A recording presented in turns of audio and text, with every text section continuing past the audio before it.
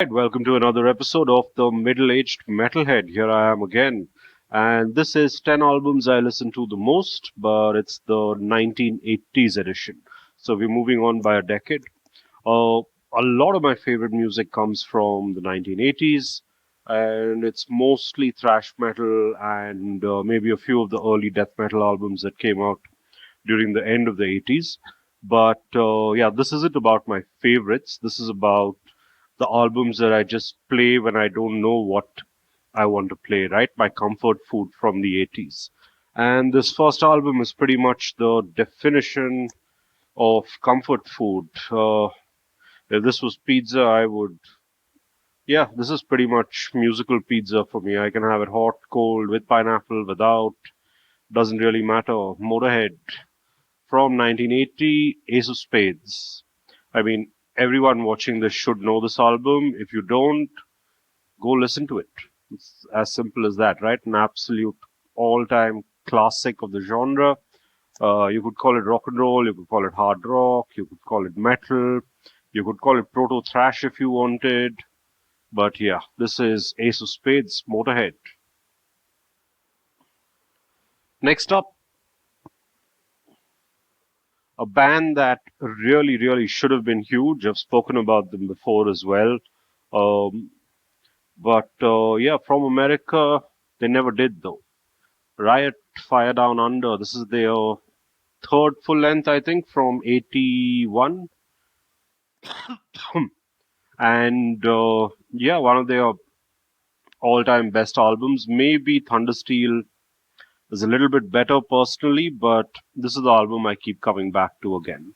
Right? I mean, Swords and Tequila, Fire Down Under, Outlaw, Don't Hold Back, Altar of the King. I mean, these are fantastic songs. They really are. And this is a fantastic album. Riot, Fire Down Under.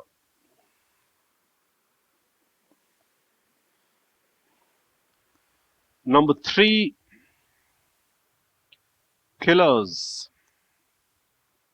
Man, I absolutely love this album art. I think back when I was 15, no, not, yeah, 13, 14 types, and it was my birthday, and all I wanted for my birthday was Killers on CD, which was available in a store in Bangalore, and I was absolutely blown away by this cover. But all I got was a fancy wristwatch, right? And but anyway, many years and multiple copies of this album later, here we are again. If I had to talk about my favorite Maiden album, that would be Somewhere in Time. But anytime I feel like I just don't know what to put on the turntable, this is the album that inevitably gets put on the platter and played and played and played. Iron Maiden, Killers.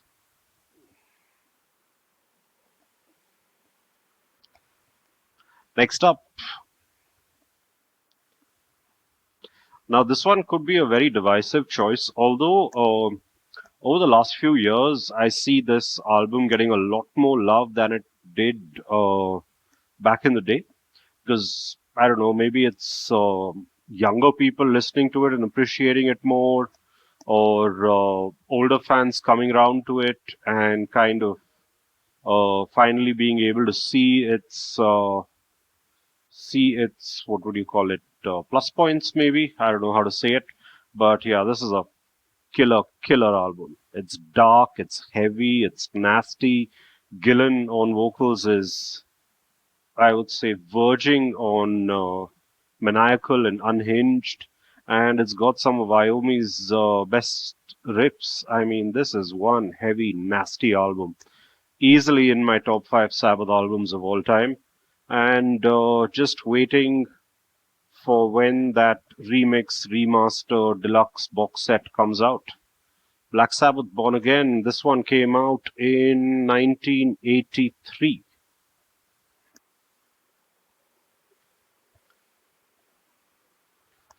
Next up, Anthrax, Fistful of Metal. I'm sure I've spoken about this earlier. Absolutely love this album. Neil Turbin's vocals, The band just kind of still deciding if they wanted to be punk, thrash, heavy metal. They could do all three things at this stage, and they were still finding their sound. But I think that's where a lot of the charm of this album comes from as well. And yeah, some great songs: Death Rider, Metal Thrashing Mad. Let's see what else is there: Soldiers of Metal, Death from Above, Howling Furies. I mean, this album is just so much fun. If I had to pick a favorite Anthrax album, it would probably be Persistence of Time, but not by much because I absolutely love this album. Anthrax Fistful of Metal, this one came out, I think, in 84, probably 84. Next, another debut album, the first album by W.A.S.P. Another fun album, right on that edge of heavy metal and glam. And I don't know. I mean, a lot of the heavy metal guys would get offended back in the day if you put W.A.S.P in the glam bucket. But yeah, I mean, they're easily the heaviest glam metal band ever. And this is a great debut. I'm not a huge fan of everything that they did in the 80s. After this, I can go directly to Headless Children, which is my absolute favorite, and then go on to Crimson Idol, which I also love. Inside the Electric Circus and Last Command, if I never listen to them again, I wouldn't really miss either of those albums. But this one and the two that I mentioned, absolutely fantastic. And this one gets played a hell of a lot. This is the debut album from W.A.S.P. Also, I think 1984.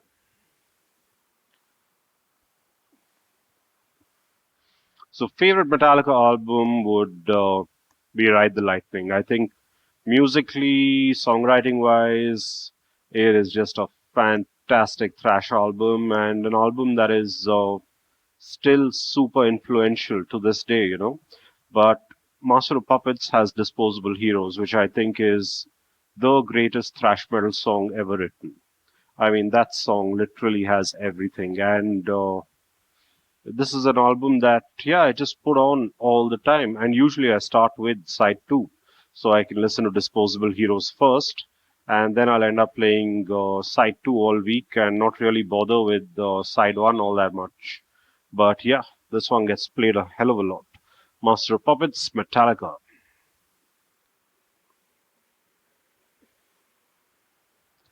This next one's an odd choice, I guess.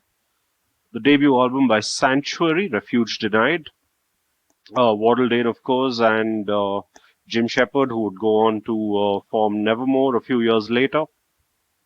This album was also produced by Dave Mustaine, who plays a terrific lead guitar part on the band's cover of White Rabbit, which was originally done by Jefferson Airplane. But yeah, this is just a balls out US heavy metal album from the 80s, right? This is classic sounds, big choruses, shrieking vocals, great songwriting, good lead guitar work, and yeah, it just nails every single point that you'd want from 80s heavy metal from the United States. Also, I don't know how far this is true, but I remember reading somewhere that Mustaine pushed Waddle Dane so hard in the studio with those high screeches that he was doing on this album that his voice broke, and which is why he could never replicate replicate those screams again. I don't know how far that's true, but yeah, cool story. Sanctuary, Refuge Denied. I think this was 85, 87. This was 87. Okay.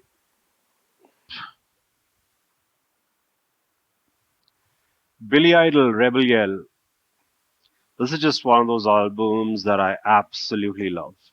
Rebel Yell, Eyes Without a Face, Flesh for Fantasy, pretty much the whole album, right? I mean, I don't know what it is about Billy Idol, but I like a lot of his stuff. But this album I absolutely love, and this gets played a hell of a lot. So this is Rebel Yell, Billy Idol. When did this come out? 84 again. Yeah. And Steve Stevens, I mean, that guy was a really, really good guitarist. Still is. Yeah. And finally, number 10,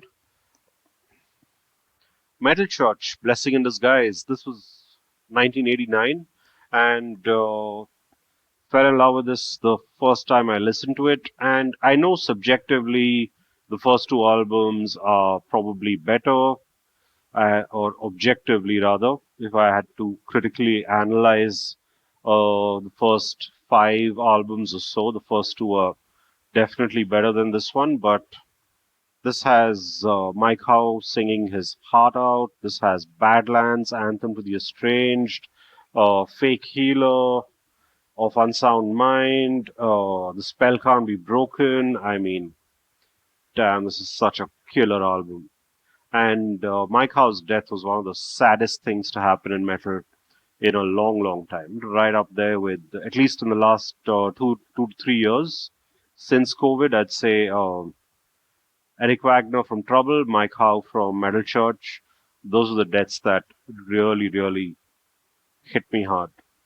But yeah, this is Metal Church, Blessing in Disguise, and that's rounding out my top 10 albums that I listen to the most, 1980s edition. Hopefully, I will get around to doing the 90s, the 2000s, and the 2010s soon enough. But for now, this is it. If you're watching this on the 15th of August, happy Independence to everybody in India, or if you're of Indian origin as well. Stay metal, stay safe. Like the video, leave a comment, subscribe to the channel if you haven't. Cheers.